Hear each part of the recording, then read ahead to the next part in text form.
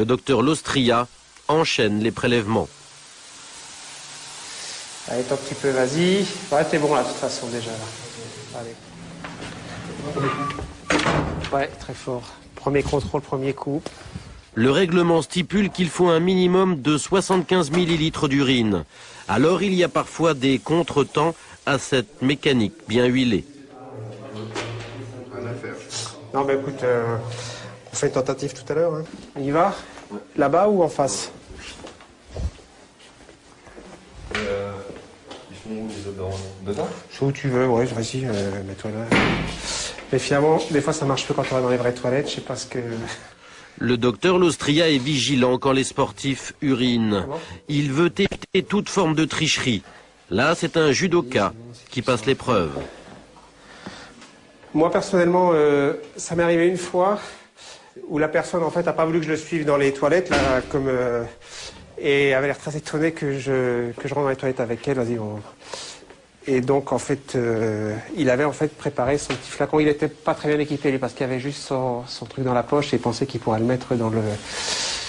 là-dedans. Et donc, voilà, ça c'était... Non, pas de chance, ouais. Pour éviter toute contestation, le médecin préleveur doit respecter des règles très précises. Et pour les amateurs, ce protocole est le même que pour les professionnels. Donc, là, les bitognes rouges, là c'est bon, on n'a pas besoin de ce qu'il y a dedans. Tu le sors, tu vérifies le numéro qui est dessus, il faut que ça soit le même et on va noter le numéro sur le PV là. C'est combien? 36 36, 34, 10. Le judoka doit ensuite verser lui-même son urine dans 2 récipients différents. Ce sont les échantillons A et B. C'est juste au-dessous de l'étiquette là par contre. Donc l'échantillon A, c'est pour une expertise? Voilà, l'analyse, le laboratoire il va analyser l'échantillon A. Si c'est négatif, le contrôle est terminé, c'est négatif. Si jamais le A est positif, l'athlète est prévenu et la contre-expertise sera faite sur le flacon B en présence de l'athlète ou d'une personne désignée par l'athlète.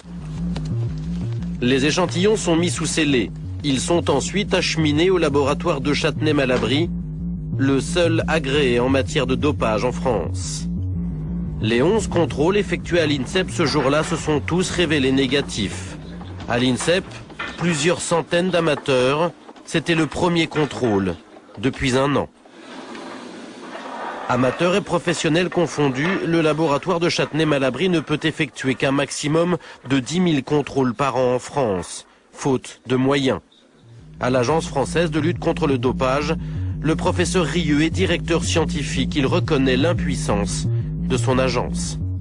Qu'est-ce que c'est que 10 000 analyses sur 15 millions de licenciés et je ne sais combien centaines de mille de compétitions, tout azimut.